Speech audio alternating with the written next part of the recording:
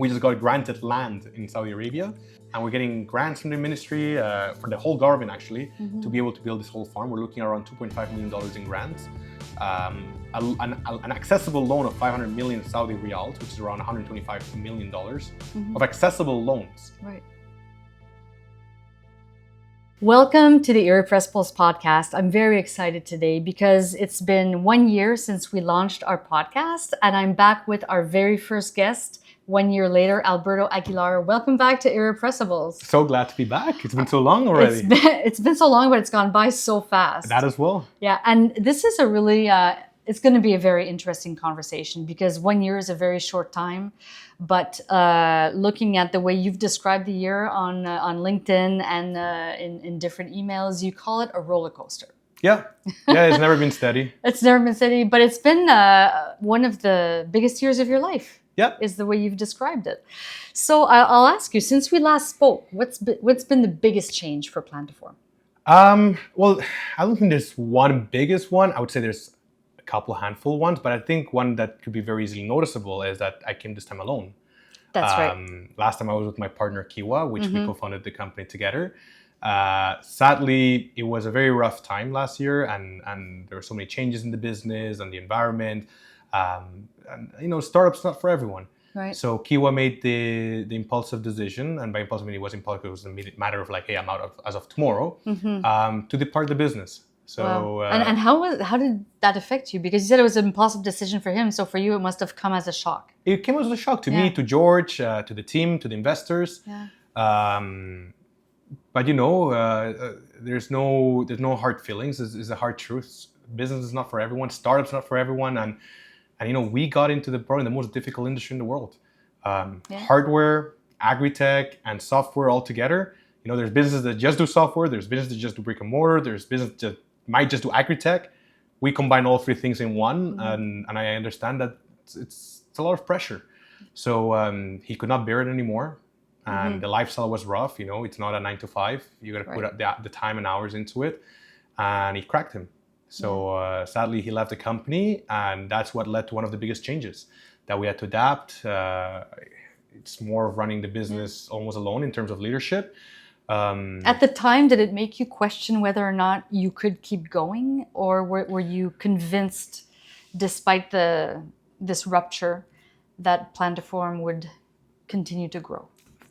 You know what? It feels a bit of a psychopath right now to not think of that, because I didn't go through that thought. Immediately I was like, okay, you know what? This just happened. I got to change things very quickly. So it wasn't really about a doubt of like, oh, I don't think this can work out anymore. I think like, okay, this needs to change like immediately. So I think it was a fight or flight mode kind of like thing, right? And it was immediately, okay, we gotta keep fighting. We gotta adjust things. And thankfully, Kiwa has been the designer of the company, right? He designed the indoor garden. That was his main role. And we stopped designing for it's been nearly 2 years right now. So Kiwa was really helping out with the back end, helping out George, helping out with the logistics, a little bit with marketing. So when he left, it required a lot of roles and responsibilities to be transitioned and reallocated to different employees. So it took maybe 2 or 3 weeks to get adjusted and to, move his responsibilities to different people. But I think it was a good thing in a way, and not because he left, because again, he was my close friend from high school. Yeah, he wasn't just a business partner. Well, exactly. You guys had known each other since childhood, practically. And that's it, right? So we had that great moments together, but the business needed a change. We had to go and figure out, listen, we need to scale now to a different level. We've been growing steadily throughout many years, but we need to break that ceiling and break out of the market. We're only selling in Canada. So as soon as that happened, I think when we all got together, we're like, okay, well, we can hopefully beep this, but we need to get our shit together. And do you think that his leaving was kind of what the company needed to sort of pivot to this other place? It was an epiphany moment, because it was like, because he was the other co-founder. So if there was no mutual push in one direction, then it would affect the morale of the team. If we're all comfortable going one direction, but we're not seeing, that ceiling that we're trying to break, then something needs to change. Right. So I think we're very comfortable still pushing that one way altogether. But when he decided to leave, I was like, okay, it's not about that we cannot succeed. I just think we're not going the right way. So that kind of like, I definitely did not sleep for the first couple of days. I was just turning gears, walking around my living room all night and trying to figure out the answer. And the answer was simple. We need to go all in. We need to go all in. We need to push now into the US market. So by going all in, what you mean is expanding. Expanding. Right. And we need to fix the product because there was lots of problems with the product. Remember, that was still V1 that was in the market. Yeah. You've experienced some issues as well. Many customers faced issues, and we had to change all of these updates, which was very costly. So two things had to happen. I had to raise capital. We had to expand to a new market to get more sales. And we need to change the entire device design because it had a lot of flaws. Right. So I think that was that epiphany moment where we're like, okay, we know what are the new priorities. We have a more clear vision of what needs to happen. We're going all in. Okay. And the team followed you. The whole team followed. There was no plan B. Because you went from having two leaders to being the sole leader now. You're the CEO and the founder. And we had George as well, right? George has been a third co-founder. That's right. But he leads more of the operations. I lead more of the strategic leadership of the company and where we head towards. So at that point, it was like, look, I'm going to trust my gut feeling. We got to enter the US market. And we got to open a new factory. And we're going to change the whole product. And we're going to go against the big guys. And, as soon as he left, we also grew the team. We hired more people. New VP of marketing. Our operations grew significantly. And on January is when we decided to open the US market. Right. So it was 2 months of preparation to go into the US. Wow. Yeah, that's right, because we spoke in September. Yep. And this all happened shortly after we had spoken when we did the first episode. But just for the listeners that don't know, over the past year, you have been on Dragon's Den. Yeah. And it was very successful. 40 under 40, you were recognized also. And you also won innovation. Yes, CES. CES innovation. And so whatever you decided to do, open the US market and everything else that came after has obviously paid off. 100%. It was the right pivot. Exactly. So tell us a little bit about the new partnerships or the new markets that are open. You mentioned the US. Let's start with that. So the US probably was the most exciting one. Yeah. We launched on January 6th in the US market at the same time that we attended the CES trade show. And for those who don't know, CES is a consumer electronics show.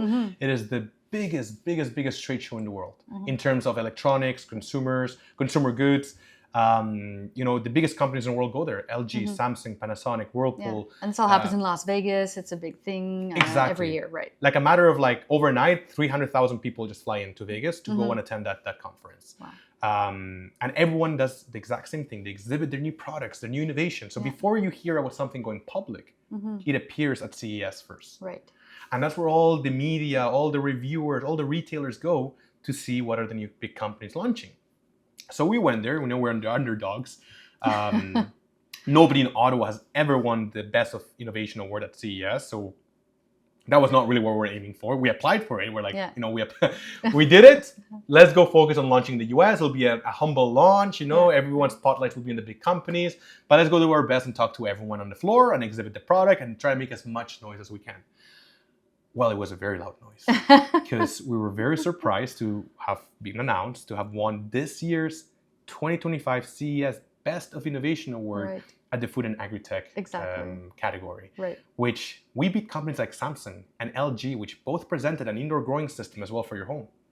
Is that right? And we beat them off the ground. It was very important competitors. Absolutely. Wow. Our biggest competitor, Garden, as well, with a Y. They were launching their new indoor garden, had AI cameras in it and all that. We still beat them. So what was it about your technology that... I think it's the Fogponics part. That's what everyone was talking about. Fogponics. We are the first one to commercialize this technology, right? It's the fact that not only were we able to take this from NASA and then fully make it functional and commercialize it, it's the fact that it's the most water efficient technology and the fastest plant growing technology in agriculture today, proven now by thousands of people inside of their homes. So going to CES, launching this, controlled environment system that looks like an espresso machine and like an egg at the same time in your home, the judges were mind blown by it. So, it was an honor. We won not just Best of CES, we also won the Digital Trends winner of CES. We got the House Digest Best of CES. We got 3 best awards in the whole thing, but CES was the most recognized one. And that just blew us off the ground. We made global headlines.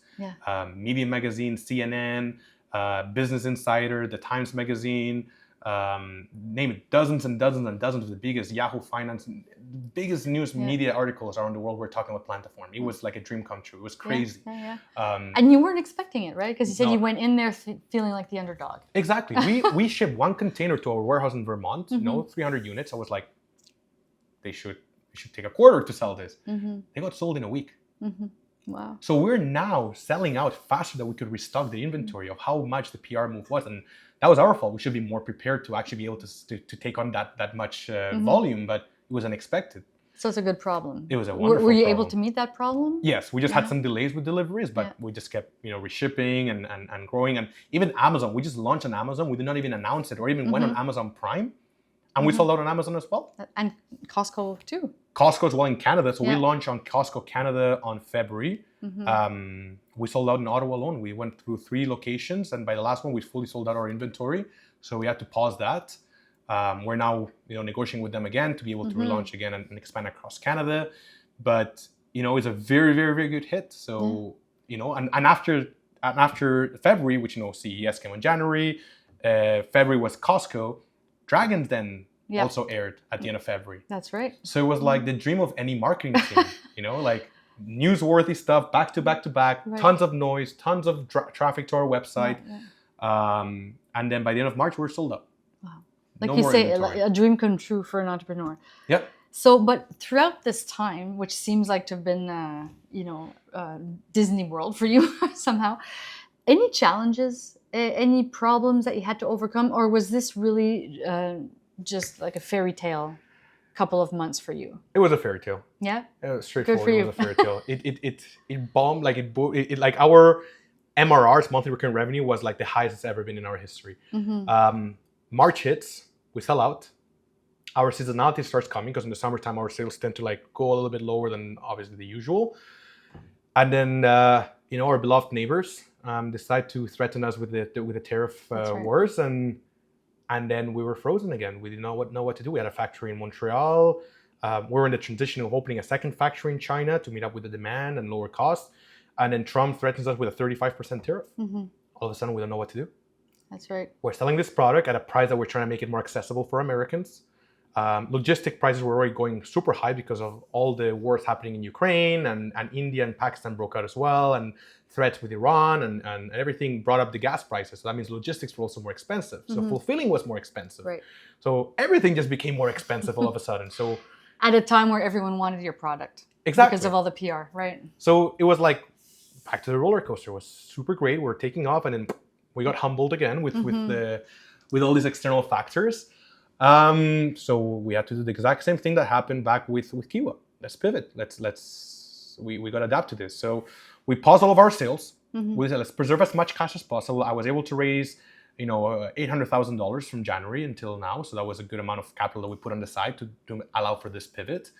So we decided, let's move the factory to China, lower the costs. China alone, even with the tariffs, are going to be way cheaper than manufacturing in Canada plus the tariffs.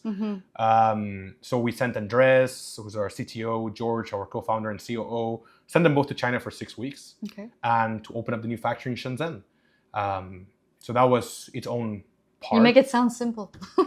You have to make it sound simple or else you overthink it. So we were like, guys, pack your luggage. We're shipping your tickets. We're going to be in Shenzhen for 6 weeks. Get used to Chinese and make sure the factory is up and running. So they went there and they made it happen. Yeah. At the same time, I was here in Canada. I was making sure that, we're negotiating with all the retailers what had to happen. But at the same time, I was now focusing on the Middle East, which I've been trying to penetrate that market You for the had last year and a even half. mentioned it last year when we spoke. Yeah, I was there in November. So I went to the UAE, went to Qatar, and tons of findings in terms of investors, new retail partners, distributors.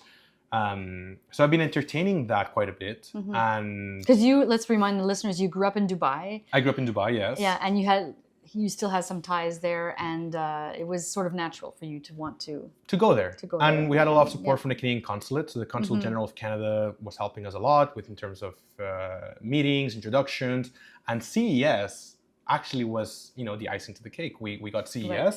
I know every distributor I was talking to wanted us to work with them. Okay.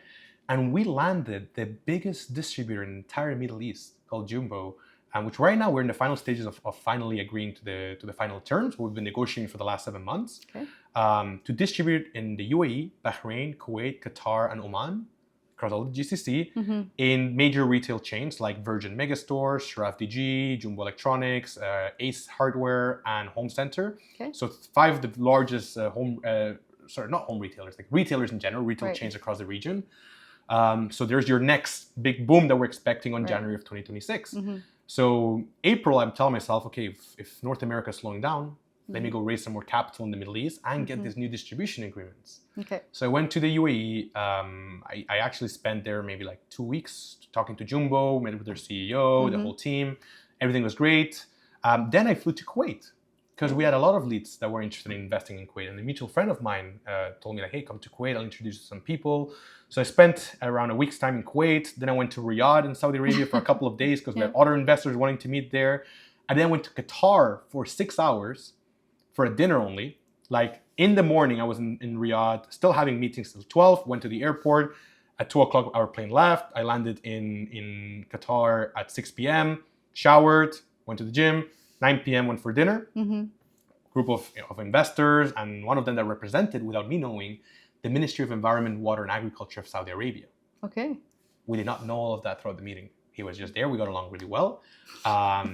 Went to bed. Next morning, 6 a.m., off to Sharjah in the UAE. So was there only for those 6 hours. Let me tell you, those 6 hours were worth more than the 3 weeks. I had a feeling you were going to say that. It was. What happened during those 6 hours?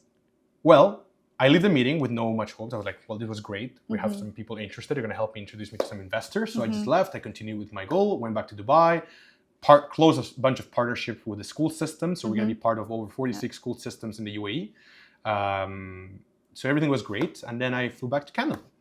And since then, I've been in touch with them just to receive the news on June, I think it was. Yeah, it was in June. That guy, how we met in Qatar, was part of the committee group in Saudi Arabia who was going to select 13 companies around the globe to come to Saudi Arabia and fix their food insecurity challenges that they want to bring to reality for Vision 2030. Oh, wow. So we got selected as one of the only 13 companies around the globe, the only one in Canada, to go there and fix their food problems, which is how to grow food in the desert and how to do that while conserving water, which is what our technology does. Hadi, who was the director of the whole program, was the guy who had that meeting in Qatar. If I did not accept that meeting to only go for 6 hours, not meet with Hadi, none of this would have ever happened. That's crazy to think about how like one decision, and you could have easily have said, I don't have time. I mean, it sounds like your schedule was extremely complex at that time, going to the airport and going from one city to the next. But you did go. Every time I had a chance, I took it. I had every single night in the Middle East, I had meetings until like 2, 3 a.m. in the morning. We'd go for shisha at 10 and we would leave at 2 a.m. And those 4 hours were more useful than business throughout the whole business hours of 9 to 5. Because something that the audience might really enjoy about the Middle East and what I truly love about the Middle East is business is not done like in North America. It's not superficial. There's no such thing as cold outreach. And business does not get done in usually informal settings. It's like the corridor networking. The business gets done through between meetings, Exactly. Business is done through the informal events, through personal relations, and it's very simple. If they like you, and what you're saying makes sense and it's true, and you're genuine, there's business to be made. Here in North America, if I don't like you, but the business deal makes sense, I'll take it. I don't care if I don't like you. If it makes us both money, we'll do it. In Saudi, if they don't like you, there's no business, there's no deal to be made. So it's very relationship based, and that's why for me, it was all about relationships. It was all about meeting as many people as possible. It was about every breathing hour that I had in the Middle East was to be with someone and spend quality time with them and understand the challenges of the region and understand the opportunities that we can both grow in together and get more introductions. I had, I think for the 3 weeks that we had, a total of 42 to 43 meetings lined up, back to back to back, plus the in-betweens of networking. But that changed everything. And I don't want to monopolize the whole talk right now, but that moment where we got selected was the moment that changed absolutely everything. And now we're pivoting once again to go into a new phase of growth into the business. And I think that's to announce the next part that I'll be moving to Saudi Arabia next month in October to be able to open our third office. We have a location in Boca Raton in Miami. And now we're opening our other office in Riyadh, Saudi Arabia, to be able to support distribution with Jumbo that we talked about earlier. Right. And to finally bring to fruition our most ambitious project that we've been working for over 2 years, and it's Plantafarm. Congrats, Alberto. So exclusively today, you're announcing that you're moving permanently. Yep. And that you're opening a new office in the Middle East to pivot and grow Plantafarm. Plantaform with the distribution agreements that we Right. have with the retailers, but Plantafarm has been, This is what's new. this is what's new, and is what we've always wanted to do since day one. It was just impossible because it's so expensive. Right. So what is Plantafarm? What is this new product? Plantafarm is a new way or an improved way of growing food in the desert. So it's essentially our commercial scale greenhouses using our aquaponics technology still with it. Right. There's a massive problem with vertical farming. And vertical farming was a solution that everyone was going after. The problem with vertical farming is that it'll never be profitable. The capex is way too intensive, so it's not accessible to most people. Right. And the OPEX runs such thin margins that you make one little mistake, you're not seeing profits for 1 or 2 quarters. So it's not sustainable. Not just that, it's so intensive in terms of electricity consumption, water consumption, it's still labor intensive in a way. And the maintenance around these vertical farms, I mean, if something breaks, you're shutting that farm down for a couple of days. Yeah. And you have to continue to reinvest in equipment because what is the focus that vertical farms have? Let's grow vertically because we don't have space. Right. And let's rack up all the plants. And let's use robots to automate the process because labor is very expensive in North America. Good job. I think it's a great solution, but it's not profitable. Greenhouses are. Quebec is one of the only provinces in all of North America that is almost fully self-sustainable in terms of food production, mainly through greenhouses. And they have the biggest hydro, obviously, energy generation in all of North America. Right. So Quebec, vertical farming might work with the right subsidies, but it's still not the solution. The ones that are working are greenhouses, but they're not sexy to most people because you're growing in flat land with a nice greenhouse on top of you and plants growing flat instead of soil in a hydroponic system. So what we're doing is, okay, if that's profitable, we need to think about the farmers. They are the most important customer or part in this entire value chain. So what we're doing right now is aquaponics solves a massive problem, water conservation. Saudi Arabia doesn't really produce its own water, it doesn't have its own wells. It has some fresh natural water going under the desert, but most of it is desalinated. Same with Qatar, same with the GCC. So water conservation fixes a massive problem, which is we're conserving the water by an additional 50% from current hydroponic greenhouses. Right. And at the same time, we're now trying to increase the amount of produce that we can grow per square meter without vertical farming. Okay. So vertical farming, 40% of the capex usually is from LEDs alone.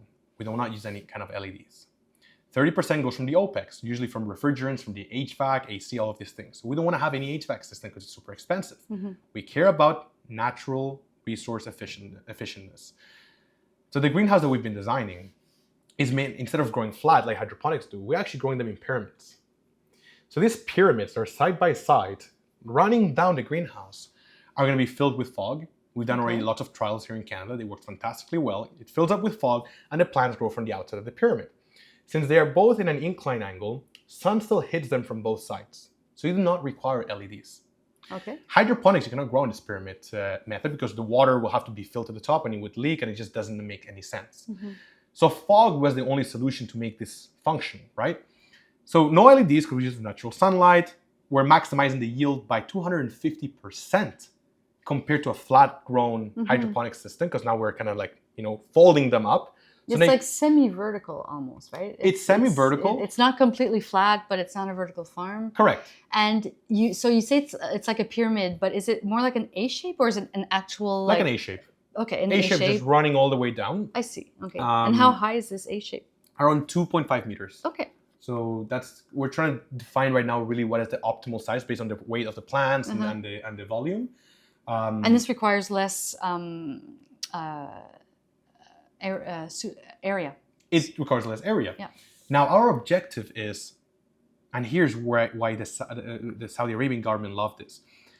We only care about building 1 hectare greenhouses because that's what really makes the impactful amount of produce. If in 1 hectare, let's just throw some random numbers, you can grow 100 tons of tomatoes in a year, which is with a hydroponic system, and your input is, I'm going to give it $2 million. Okay. You can calculate your unit economics. And by input, that's your OPEX to run it, and that's very lean. Now you divide your 100 tons of tomatoes divided by the $2 million that it costs to produce them.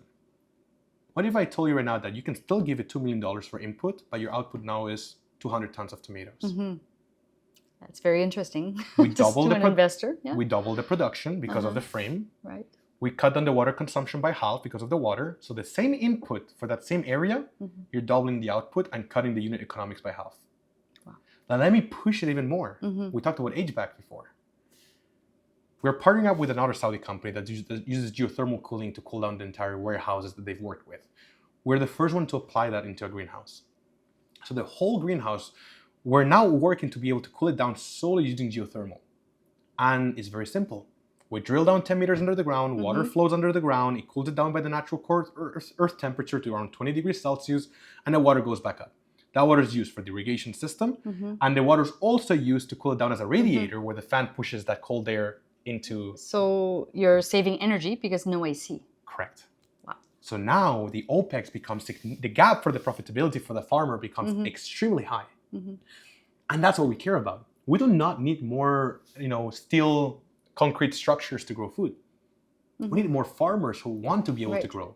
So just so I understand the role of Plantafarm in this, you're talking about there's the farmers. Yeah. And then are you providing the infrastructure? Correct. Okay. So it's a whole business model that we've been working on it for a long time right now, and we have finally the validation with pilot projects and everything in Saudi. But the way it works is you're a farmer, you have extra land, so you have a hectare of land. I'm going to tell you, Danielle, you have that piece of land right there. You're growing with hydroponics right, and you're next to it right now. Let me build you a farm that's going to increase your profits by 2x, 3x, because it's aquaponics. It's a lot better in terms of efficiency. You're going to tell me, okay, that's great. It's going to cost you $1 million to build that farm. No problem. We are partnering up with the ministry to be able to provide loans to farmers to be able to acquire our farms. I see. So you don't have that friction about understanding where am I going to get $1 million, or I don't want to take the risk of spending $1 million. The ministry is backing our technology. They're backing our farms. So it gives the confidence to the farmers that this thing working is going to be profitable. But it doesn't end there. You give me the $1 million, I build a farm for you, and then we have our maintenance contracts for 10 years where we keep coming every quarter and we make sure that everything's running properly. So that's the additional income that we get. We make profit on the farm, we make profit on the maintenance. But it doesn't end there. Because now, what if I told you, we're going to invest $1 million as a loan, which now you're going to be scared. There's a loan to be paid back of $1 million. Right. I'm going to build you the whole farm. I'm going to maintain it so it grows perfectly. And guess what? I'm going to buy the produce from you as well. Is that right? How would you feel if I told you I'm going to buy all of the produce from you? It's like a guarantee. Yep. I guarantee cash flow. You're not going to make the profits as if you were to sell to the retailers, but I'm going to buy it from you to make sure you're paying back the farm and you're making profits at the end of the year. So your company, Plantafarm, is going to buy back the product. The whole produce. From the farmers that you're correct going to be doing business with. Exactly. And then distributing it? And then distributing to the retailers. Because you alone cannot sell to the retailer. You don't produce enough. But if I have 10 farmers growing it, I can buy from all those 10. That's 1 billion tons, let's say, of tomatoes. Right. That's what the supermarket needs. Okay. We partner up with another distribution company, which we're finalizing right now the agreement with them. They would be the one picking up all the produce and then selling it directly as well to the supermarkets and restaurants. Is the produce going to be sold locally, or is there going to be any kind of export? For now, locally. Locally. So there's a big mission in Saudi Arabia, and it's part of Vision 2030, is that right now Saudi maybe produces 10% of their food that they consume. Not a lot. They've got everything. They've got infrastructure. They've got a great economy. They've got great healthcare. They've got one of the best education. They've got safety, but they don't have food. They've got everything but food. So that's why right now, the Crown Prince, MBS, he's pushing so hard to revolutionize the country. And that's how he's able to attract so much talent and how he's able to grow so fast. It's the fastest growing country in the world. And with that, one of the biggest missions that the Saudi has is we want to make sure that 80% of the food that we consume is grown locally. From 10 to 80% in 5 years. How is that going to happen?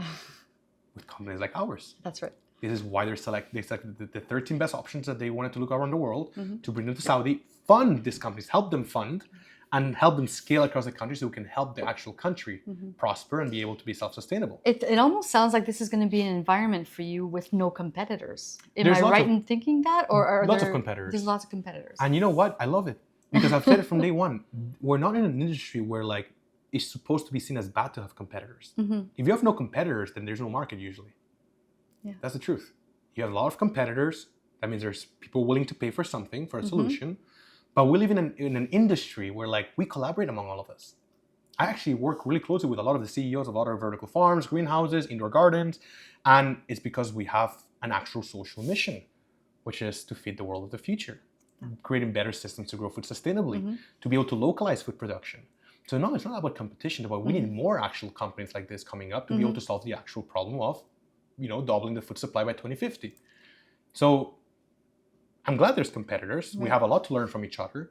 We're not competitive in a way that we're cutthroat. We're competitive in a way that we want to keep gaining more contracts, but also support each other, be part of this big solution. It's actually very dangerous to monopolize a whole industry. It's very dangerous. In what sense? Well, let's put ourselves Is in it because it stifles creativity or innovation? safety. And again, this only applies to things that are essential like food. If I was to monopolize the food production in Saudi, which is not going to happen, and I think it's almost impossible for that to happen, the Saudi population's food security is on my hands. And I'm monopolizing the whole thing. If I make the wrong choice and the company goes bankrupt tomorrow, how do we plan to supply the food for all these people? If I become very greedy and I decide to start exporting, because people are paying me more in the neighboring countries than the local population, we're going to have the same problem locally. Right. So it's very dangerous to monopolize an industry like this, and you do not want to monopolize it. Companies like AeroFarms, Planty is the biggest player in the industry. They raised billions of dollars. They went bankrupt 3 months ago. They own farms everywhere across North America and Northern Europe.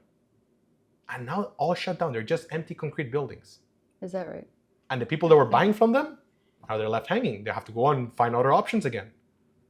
So it's not about monopolizing it. It's about get your segment of the market and focus on delivering that segment itself and just be the best producer you can for that segment. The rest, everyone's doing their part. Yes, we're going to end up growing into some of their territories, or they're going to go into our territories, but we need to bring it from 10 to 80%. Right. That's a 7,000% or 8,000% growth in 5 years. So we need to start collaborating, and we need to start prioritizing this and riding the wave to make that mission, that ambitious mission, actually accomplish. Well, you said it a year ago. You said that your goal was to feed the world. I remember that very concretely, and it seems like you're closer to that now. But also, like I'm listening to you, and I'm thinking this pivot for you personally as an entrepreneur between the way you do business, or the way you did business here in North America, or more specifically in Canada, and the way you are describing it in the Middle East, seems very different. Is it, what's been the biggest learning curve for you? I think something I got used to is that you're always going to deal with shit.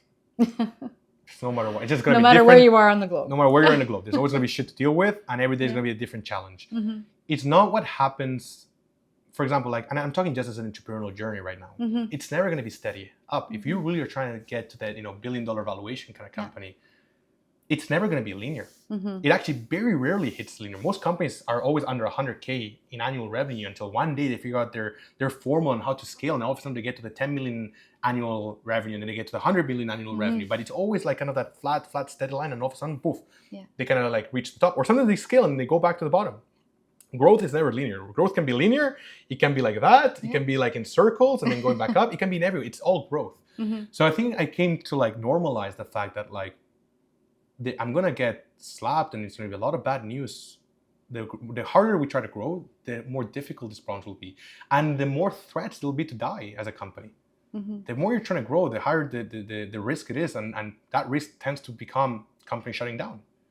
And this is the kind of risk we've been taking for this last year. Very, we've been very risk adverse. We had to, especially with an industry that, a lot of indoor gardens, a lot of our competitors are dying. They've been shutting down their businesses. We've all noticed that the consumerism behavior in North America has been slowing down significantly. So we have to adapt to all of these trends. Look what happened. One day you leave, your founder leaves. The other day you become the best innovation of the world. The next day, Trump decides to cut down your sales because of tariffs. The next day you move to China, and that becomes now Costco delaying your contract. Like, it's just ups and downs, and every single bad news can kill your company. But I think the thing I learned the most about the Middle East is the only reason that got us this far has not been because we had the best idea in the world. It was never about the idea. It was all about the real passion and the real belief that we have. And if I can convey that belief to the investor or to the retailer or to the partner that wants to bring the awareness this all around, or the minister that wants to see this in their country. And it's been the genuine belief that there's no plan B. Okay. And as long as, that belief stays alive, that's when we said, have you thought about maybe giving up, or what would happen when the thing with Kiwa happened? It's never been an option, and it can never really be an option. And it's all about the relationships that you get to build with people, and the relationships are built on belief, are built on the genuineness that you give to them. We got this far through networking. We got this far through relationships. Everything, investors, partners, retailers, factories, everything's been through introductions. And, I think the audience can guess right now, I love to talk too much. So that's the best I do. But I think it conveys your passion. And I'd like to remind the audience, actually, last year when we spoke and we asked what was the top mindset quality that you need to be an entrepreneur, one of the answers, I think it was Kiwa that said passion. Yeah. And you had said perseverance. Yeah. Yeah. And it's both. And is it still the same in your mind today, a year later, after everything that you've been through? If I was to ask you, what is the top mindset quality that you need to make it as an entrepreneur? Perseverance. Perseverance is still the same answer. Of course. Yeah. Because I also would have quit after Kiwa. I would have quit after the tariff war. I would have quit after Costco's delay. I would have quit after every single bad news. So it's about staying in the game long enough.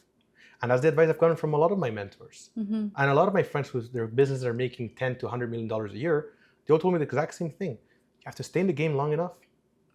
Right? And if hopefully he hears this, but Kalen, a good friend of mine, he's the CEO at Noibu, which is this year got, I think, nominated Canada's 7th fastest growing company, or North America's 7th fastest growing company. Like, they're killing the game. And they started the company the same time I started my other company before Plantaform. That's how long they've been doing this. And I remember these guys, him and Phil and Rob, they used to always sit down at the office, and we used to co-share the same co-working space. Every morning, every evening, they used to read books nonstop. They used to pivot all the time. But everything happened by just staying in the game long enough. And they pivoted business models many times. The company they're today, it's not what they were 5 years ago. Right. So pivoting, and staying in the game long enough allows you to acquire enough knowledge of that industry and how the market trends are shifting. If you don't stay long enough, you don't get to shoot your shots like winning CES. You don't get your shot of applying for Dragon's Den. You don't get your shot to meeting the right guy in Qatar to end up in Saudi Arabia. Yeah. So that's perseverance. Yeah. Perseverance is like, you need to stay long enough. If you truly believe that you can achieve it and that you can make that big impact, and that impact is actually meaningful, and again, it doesn't have to be monetary. Our impact is not monetary. The monetary side is the award of being able to achieve such a big impact in the world, right? Yeah. So if I really want to be able to feed the world of the future and be able to feed for now, the people in Saudi Arabia, well, it's a very big dream, and it's going to be very difficult. So we might run out of money. I might have more people leaving the company. I might, maybe they'll cut my contracts. All of this can happen. And I'm ready to go through each one of them and still keep moving forward. So yes, perseverance, I still think, is the biggest trait that every entrepreneur needs to have, because it's never going to be linear. Yeah. And this is something you have to convey to your team too, right? Because there's so many changes, and you were saying you sent some of the members of your team to China. Yeah. It must not be an easy sell. Actually, they were pretty excited. Is that right? I mean, they got their trip and the hotel paid, so for them it was like a long-term vacation and visit China. But no, I understand. There was a big sacrifice, especially Andres. He has 3 kids. Oh my God, yeah, he has 3 kids. He has 3 kids now. And his beautiful wife, Victoria, is always supporting him and taking care of the kids and holding the house down. And imagine letting your partner leave for 6 weeks while you have to hold the house down. So he had to make that sacrifice. Yeah. So did Victoria. But that shows you how dedicated this team is. That's right. And the whole team is the reason why we're able to keep pushing these boundaries. Again, we're not following a blueprint that anyone can follow. This is not brick and mortar. Yeah. This has never been done before, what we're doing right now. And we're pushing into an industry where I said earlier, most vertical farms are dying. And greenhouses are surviving, but they're not blowing up around the world. So we're trying to continuously, like day one, build an industry that's never really existed, that there was no real blueprint. So how do you expect to go linear on something that's never existed before? No, you have to keep bumping against walls and adapting and staying in long enough and not die for one day to hit that big, CES times 100. Yeah. And the company was worth, because it's so innovative and it's new, it's never been done before, you're going to need researchers, you're going to need help, you're going to need a lot of R&D minds. budgets. Exactly. So tell us about this new partnership that Yes. you were mentioning a little earlier, something very significant for you also. So I think with Plantafarm, the beautiful part is Plantafarm is a subsidiary under Plantaform. So it's all under the same umbrella. But because we're pushing so hard on commercial farming, and we cannot make the same mistake that everyone else did in the world. Which is? Going bankrupt. And Yeah, you don't want to make that mistake. Going bankrupt or building something that people don't really need. You don't need the bells and whistles. You don't need the automation. You don't need the vertical, massive, mega factory structures that sells to investors, right? Investors throw money at things that are sexy, right? That sound exciting. If I tell you I'm going to grow in a flat land with hydroponics and I'm going to be able to make this much vegetables a year, doesn't sound that exciting. But if I tell you I'm going to do it in a vertical farm with robots and we're going to be able to make 100 times more vegetables on this farm, but it's going to cost 100 times more, you're going to, I don't care, throw the money at it. It sounds super cool and stuff, right? Is that how investors react? With vertical farming, yeah. When the agritech wave happened back in 2020, most investors were throwing money to all these companies because mine has a camera with AI systems that can detect when the leaves have a nutrient deficiency, or this one controls the pests, or this one has faster robots that can actually harvest a lot faster. And these are all very nice bells and whistles. Yeah. But you're just removing what a human being could do. That is not the solution, because you're making the capex more expensive. And it's more expensive to operate. And if it breaks down, it's very expensive to replace. It's funny because I had the notion that one of the reasons everything is becoming robotic, if we're replacing humans, is because it's cheaper. Yeah. But you're saying it's more expensive. To operate, it can be cheaper. But the capex, you need to amortize it. And when you amortize the capex, it doesn't become that cheaper. All right. And when it breaks down, it becomes even more expensive to replace. So all of a sudden, Good you're back to that cycle of reinvesting, and you're like, well, it would have been cheaper to hire 5 people, right? And again, it's about vulnerability. What happens in a power outage? These robots don't work. What happens in a war? True. These robots, you cannot bring the robots from China anymore. Yeah. So for us, again, it's food security. It's the oldest act in human history. We've done agriculture longer than anything else in this world. So where did things really go wrong? To the point that we said that we need to double food supply by 2050. Where did things really go wrong? Well, let me tell you how things went wrong. It's not about the food production. It's partly because of the food waste. We waste more than 50% of the food produced in North America. It's not preserved properly. It's about that food's not localized the right way. We import too much food from other countries, so it gets spoiled as well within transportation. And is that we're focusing on growing more, but not profitably. Even if that's the case, who is going to want to operate and buy a farm that's not profitable? Right. Not a single farmer wants to do. And like, who wants to be a farmer nowadays? You're graduating from university, you're going to be a software engineer, or you're going to go start your own business, brick and mortar, or you can do a fashion clothing brand, or work for the government, or follow something that's more interesting. But farming, nobody here thinks of doing that. Now, what if I told you that farming can make you $1 to $2 million profit a year? How becomes interesting all of a sudden? People are going to listen. People are going to be more encouraged to want to go back to farming, right? What we need is more farmers, more people that want to do the actual work to farm and feed the people. But they need to be compensated. Vertical farmers will not compensate them. They'll get them into a deeper debt hole, and then after that, they go bankrupt and they regret all their decisions.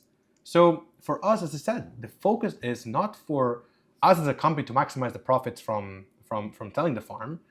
That's why I said that we will buy the produce and sell it to the supermarkets. So the farmer always gets money no matter what. Right. And we're utilizing all of that land. Saudi Arabia has so much arable land, you don't need to go vertical.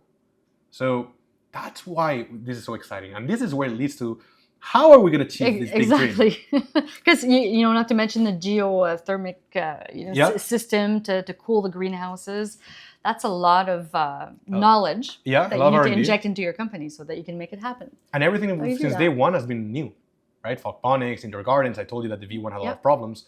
But how are we going to make sure that Plantafarm succeeds and actually achieves this big mission that we have? Mm-hmm. It's all talent. Why did we mess up the first design of Plantafarm? Because we're all too junior. It's the truth. Yeah. We made so many mistakes, we're all junior. So now we had to pay the price for it. We had to invest over $1 million in fixing the device and a new factory and all these things, right? It's expensive mistakes. Yeah. How do I avoid that now with Plantafarm? Well, first of all, I'm going to bring my whole technical team from Plantafarm who's learned the mistakes of how to build. Because now they know. So valuable mistakes. Valuable mistakes. Because now you can apply. Correct. The So knowledge, Andres, Amanda, our horticulturist, Daniel, they all have this experience from the last 5 years how to build hardware, how to build product, innovation, agritech. Great. They already know. If you always get asked, if you could do it again, how will you do it better? And everyone always has an answer. Perfect. I'll give you the chance to do it again now. So we're going to bring them, but they need a proper leader. And that leader is our new co-founder and partner, who comes from 30 plus years of experience in the agritech industry. He was the former director of R&D at the second largest vertical farming company in the world, Aerofarms, which he's been telling them for the last 5 years to avoid vertical farming and go more for a greenhouse because it's a lot more profitable, and they disregarded that. He was the director or lead researcher, I think, at Silal, which is like the National Research Council of Agriculture and all that, but for UAE. And he worked for 17 years in Saudi Arabia building aquaponic systems. He was a consultant for NEOM, that big long line building. Right. So he's done so many projects. And we were able to convince him to join us as a co-founder. So you solicited him. Solicited him. You had heard about him, you targeted him, you said, we want you on board. Yep. And we've been in talks for the last 8-9 months, and he agreed to be a co-founder and help us with this mission. We've been designing these new greenhouses for this long. I'm very excited to be building the first proof of concept. Right now, we're in the midst of building the first prototypes that are based on the A-frames in our office in Gatineau. We just got granted land in Saudi Arabia. And after I moved there as of November, we're planning to start building that greenhouse there as well. And we're getting grants from the ministry, from the whole government actually, to be able to build this whole farm. We're looking at around $2.5 million in grants. An accessible loan of 500 million Saudi riyals, which is around $125 million of accessible loans that we can just pull out and utilize to scale. But the environment is there. So we're starting to relocate the whole team there as well. I'm planning to bring Dr. Aftab and obviously Andres and Amanda to Saudi to help build these farms, hire a lot locally as well. So it's not just you who's moving permanently in November to Saudi Arabia. Actually, yeah, it's me first. You first, but the team is going to follow you. After I can secure the new investments and the grants, they'll start coming. So I'm the one spearheading and opening the doors, and then they can come in because it'll be secure, and then we go all in on building the farms. Okay. And you're going to build a local team too? Yeah. Okay. Local team, Saudis, because it's a big mandate for them to also hire local Saudis. So we're going to mix up the team from Saudis and Canadians. Any thoughts about the culture shock or issues around different types of views about? It doesn't concern me really. I mean, there's part of the population that's still very conservative, right? Saudi Arabia 8 years ago was not Saudi today. Women were only allowed to drive, I think, in 2017 or 2018, right? So it's been a very progressive country, but now it's progressed beyond what anyone could have ever imagined, right? No, it doesn't really concern me. I mean, like I said, it's they're relationship based people, and unlike us in North America, they do have their priorities very straight. They know what it takes to change a country. They know what it takes to lead as a country, and we forget Saudi Arabia is in the center of the world. We often think we're the center of the world. We're not. We got 2 oceans in both our sides, isolating us from the actual world. Europe is struggling a lot. I was just in Paris 2 weeks ago. And the economy, the prime minister just resigned again for the 4th time for the last year. So the country's in collapse. Spain is in collapse. Germany has been struggling. Italy's been struggling. The whole union's been struggling. Now they're, with NATO, they're trying to combat Russia and prepare for a potential war. So where's really the center of the world where you can actually access everywhere in the world? That's Saudi Arabia. Yeah. And they hold a lot of resources there. So yeah, for us, it's really a no-brainer. If we stay here, we'll struggle. If a war breaks out, there's no room for agritech here. Most businesses will actually fail and struggle here. But if we move to Saudi, we're going where they really care about one thing and one thing only. They need to feed their people. And it's interesting to think that the place where you see the biggest growth is basically a desert. Yeah. No pun intended. It's a desert with no plants. Exactly. And the same thing applies, by the way, and our market is not just Saudi. Our Saudi is our headquarters for the Middle East and Africa. From there, we wanna be able to service Kuwait, UAE, Bahrain, all the GCC countries. We wanna service Iraq. We wanna service Pakistan and India if we can next door. We wanna enter into Africa we've been working in African projects for the last 3 years. In Djibouti, we tried entering a project with the UN there. We've been in talks with government officials in Burundi, Rwanda, Chad, Congo, Kenya, and now in November we'll be going to meet with the government in Rwanda. So Rwanda, for those who don't know, it's whatever you think of Africa, Rwanda is actually probably more advanced than Ottawa. Wow. It's like Singapore, but in Africa. So Africa is also really growing very fast. Yeah. So for us to go from Saudi and then expand into the African continent and then go into the Middle East and focus just on that alone. Here in North America, let's put it in an impact way. How many people can we really feed in North America? The population of North America? Not even 1 billion. How many people do you think I can feed from Saudi? 40 billion plus from Saudi. And it almost sounds like is the company sort of pivoting completely towards No, we're gonna putting its efforts in the Middle East and away from North America, or are you still? We're still gonna keep growing here. I mean, we have a really good foundation. We built really good systems. George is gonna stay here, and the whole operational team is gonna be here. It's just we found a way to make the indoor garden be more of a drop shipping kind of method because the factory's in China is an autopilot. We have 3PLs fulfilling all the orders. Everything's connected to Shopify, so it can be really fulfilled by itself. We just have a team for customer success, marketing, and some R&D. So no, it's not about diversifying the focus. It's about I'm the one who's gonna go to get distracted because I never want to distract the whole team. Everything I've ever done has been like, guys, do what you're doing. Let me go explore and figure out what works and what doesn't work. I have a really good, strong feeling about Saudi. I'm going to go there. I'm going to open up the market. I'm going to build a new team, start bringing the current team there back and forth. And it's going to be more of a cross collaboration. Whatever we are able to do in the Middle East and in Africa, it's also impacted by what we can do here in North America. Because we're going to keep pushing a lot of research here. Remember, even though we're in Saudi, we're still a Canadian-based company. That's right. All of this that I'm doing in the Middle East and Africa, all that money is going back to Canada. Okay. So it now positions which is going to Canada, be reinvested here. Which is going to be reinvested here. Okay. Positions Canada not only as a leader in agritech, it positions Canada now as a major exporter of IP, of products, and in this case, of vertical farms, of greenhouses. And all of that, those benefits are helping other countries, but it's coming back here to Canada.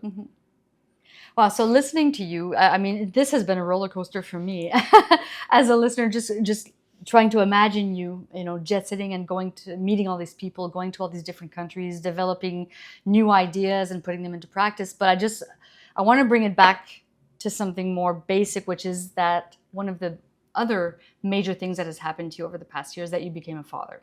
Yes, I think that's the biggest highlight. I should start with that actually. So your little girl now is 14 months old. Yes. So this is all very new too. So when we're thinking about Alberto Aguilar, we think about the businessman and everything that you've described over the past hour. But you're a new dad now too, and with new responsibilities. How is that fitting into this very busy life that you're describing? It's been tough. It's been tough because it's all about time commitment at the end of the day, right? For me, my family always comes first. No matter what, my family comes first. Plantaform always comes after my family. But the problem is, Plantaform needs to work as well to be able to support my family. So they both have to keep pushing together. To be honest, it all starts with my partner. And Gab, who stood by my side for the last 4 years, she's seen me struggle from day one. She's seen me prototype this device. She's seen everything. Just like your son. Louis seen everything on how I built this from nothing. She stood by my side seeing everything. She's seen the ups and downs, the struggles, and she lets me work. She lets me work. She lets me put the time. If I need to put 16-hour days for a whole week and need to do that for months, she lets me do that. But it's all about compromise.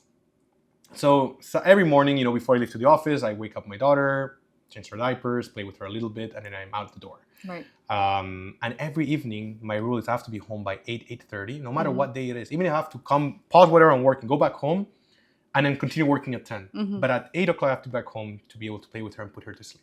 Okay. So I grab her, I bath her, I play with her, off to sleep. And I don't want to make the mistake that most entrepreneurs do when they have kids. Which is?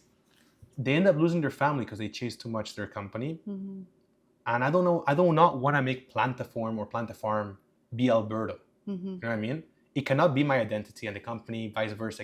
It cannot work like it needs to. And I need to build businesses that can work more independently. Right. Which is what I'm doing with Plantaform here. So for me, it's all about, again, it's the quality time. It's who you decide to put your time with, right? And people tell you, oh, I don't go to the gym. Well, you choose not to go to the gym. You're not prioritizing it. Well, I'm prioritizing spending time with my daughter, That's right. my partner. Saturdays is I work Saturdays until like 4 p.m. and then in the evenings is for us. Sundays I work half the day to plan the week, and the other half the day is for us. Right. So, and when I go for business travels, sometimes I bring them both. So they come join me in these business travels around the world. That's right. So for me, it's Gab's she's my life partner, my business partner, my everything.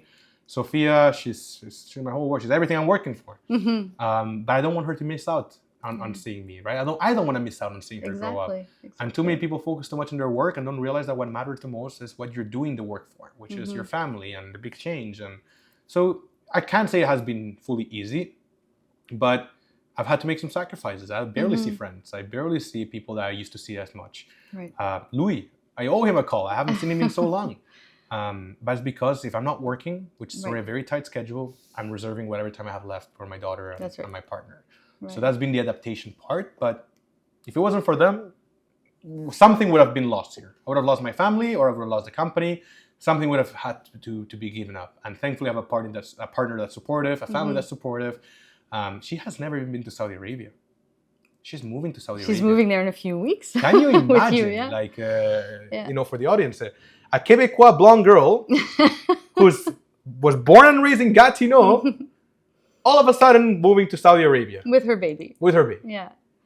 That's support. It's supporting that whole precious. Yeah. And I owe it all to her. And it shows the support that I get from her, and it shows that she's also willing to also stand by me with regards to she believes in your project, she believes in you, and so I think she's helping make it happen. This next phase of growth is going to be heavily influenced by her.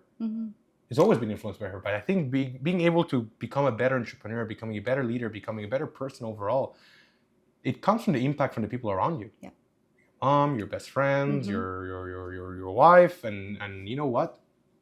I think I've been able to grow a lot more because of my family. And the challenges that come up, I'm more, it doesn't fade me as much, right? When something chaotic happens, I kind of, okay, well, fuck, that sucks. Well, let's focus on fixing the problem today. Let's move on. And that's it. The outlook changes, right? When you have a family, when you have children. Yeah. And you cannot fail. Perspectives are different. So. And you cannot fail. You cannot give up now. Exactly. It's the truth. You cannot give up. You have to give it all for them. That's right. So that's probably been the biggest update. You want to feed the world, but you also have a little mouth to feed. And I got to feed the world and I got to feed my family. That's right. That's right. Yeah, that's the situation. Well, congratulations on the new family. Listen, I feel like we could go on and on and on. There's so many things that I still want to ask you, and I'm sure there's so many insights that you can share. You're going to be in Dubai, but you're going to come and visit every once in a while. Yeah. I'm going to keep flying back every 2-3 months anyways. That's the plan. I'm not going to let go of the operations here at all. But I think now like Saudi Arabia is the big focus. Like if we want to do a very big pivot at Plantaform, and break through that, $100 million annual revenue and grow to $1 billion company, the future is in the Middle East. That's right. And I have to ask you, one of the things that I wanted to ask is, one of the things that impressed me the most initially when we met was your photo diary. So you were documenting your journey from the very, very first stages. Still the same way? That was my question. Are you still every prototype filling your iPhone with the landmark moments? It's more filled now because it's all photos of my daughter. Everything we've done, every trip I've made, every person I've met, even people I met that was interesting, I took photos. My phone has everything in this journey. So the prototypes of our first vertical farms, because we did vertical farming first. We tested, we did photos, nothing. Everything is still documented. So I'm going to share some with you. I was going to ask you any cool photos that you could share that we could put on the website, so people can go have a look at what's coming up. Yeah. What an A-frame farm is and what it's going to look like. And that would be really great. We'll share everything for the audience. But excellent. It's going to be exciting. Hopefully the next episode, maybe in a year or in a couple of months, that when I come back here. Oh, it's a must. I mean, with everything that's happened over the past year, absolutely, I need to have you back on the podcast. I'm so curious to know where you're going to be in a year's time, because in just 1 year since 2024, where you are now. It's astounding. So congratulations again. Thank you. I really admire your perseverance, your passion. And this leads me to the last question. I always end a podcast with this. Advice for new entrepreneurs, people that are starting. What is the one piece of advice, the one main mindset? You said perseverance earlier, but for someone who's starting, what's the main thing that they need to know to make it? You asked me that in the last episode, so I have to give a different advice this time. Well, you're a different person now. You know, you have a year's experience behind you. True. I mean, with this new experience, do you have something? I mean, it could be the same advice. I would break it into two things. One, as I said it before, like start. Just start. Don't think about it twice. Don't think about it tomorrow. Don't think about the what ifs. And because once you think about the what ifs, you will never start. Because businesses have a 1 to 5% chance of really surviving. Start young, start old. It doesn't matter. Just start and make a roadmap and just keep focusing on executing. Yeah. Right? Like you said earlier, don't overthink it. Don't overthink it. Yeah. Don't overthink it. Don't have that analysis paralysis moments. Just keep pushing, because you want to fail. You want to trip. To be able to get up and understand, okay, that's not the right way. Let me pivot again and keep going a different way. And that leads to my next thing. When you decide to pivot, or you decide that, wow, that was not the right choice, that's where we should focus on, it's very easy to build something that you think is a great solution. That doesn't matter. And nobody cares about what you think. It's about, you got to build something where there's a real problem. Any business you want to build, just focus. Is there really a real big problem there? And if there's a big problem, is there willingness to pay for it? And if there's willingness to pay for it, is there competitors? If there's no competitors, it's already an alarm. Could be a big opportunity, but most of the time it's an alarm, because it means there's friction. But if there's competitors, then think the next question. Don't just be the same as them. Don't reinvent the wheel. Just find a better way of doing things than what they do, and then enter that market. If you got a real problem, you got a real willingness to pay, and there's real competitors, that should be your approach in entering that market. Regardless of what you do, brick and mortar, you want to do a restaurant, you want to do agritech, biotech, manufacturing, anything. Focus on those three things, and that will be your guideline on understanding if your business, you're on the right track or not, or you're in the right market, because that's why we're also pivoting from Plantaform. We're going for a bigger market with a bigger need, with a bigger problem. And I think that's how you grow as a business and how you grow as a person. Find the problem and just go. And that's it. Don't overthink it. Don't look back. I love it. Just 2 steps forward and 1 step back is better than 0 steps. Let's put it that way. Is there a book that you read over the past year that you would like to? There's been so many books that I don't know which one to start with. I mean, I think one that was very helpful, and I've read it 3 times this year already. We've been applying it for the last 2.5 years. It's called Traction. And Traction, what it is, it talks about the entrepreneurial operating system, or the EOS. And essentially it's a guideline on how to be able to get a grip of your business, how to actually control your business. Because quite often your business grows to a point that you cannot control it anymore, because you don't have the right systems. You don't have the right planning. You don't have the right understanding of what everyone's doing. But you cannot be on everyone's necks, because then you don't have time of doing your role. So what this book taught me is, how can I build teams and build the right priorities for them to work on, so we can move the needle every single quarter. We're a startup. We're not a heavily funded company, and we have a very high operational expenditure. So every quarter matters, every day matters, every day costs thousands of dollars to operate. So whatever everyone's doing every single day needs to move the needle, and they need to focus on the right work, because it's very easy to get busy. But it's not about getting busy. It's about doing the things that actually move the needle and knowing when to say no to many things. That's right. So we've implemented that into everyone across the team. Our quarterly meetings are like that. Our executive meetings are like that. Our board meetings are like that. And I think it's also what has helped the company, improve and be better structured. And the reason why we had the capacity to be able to scale and grow.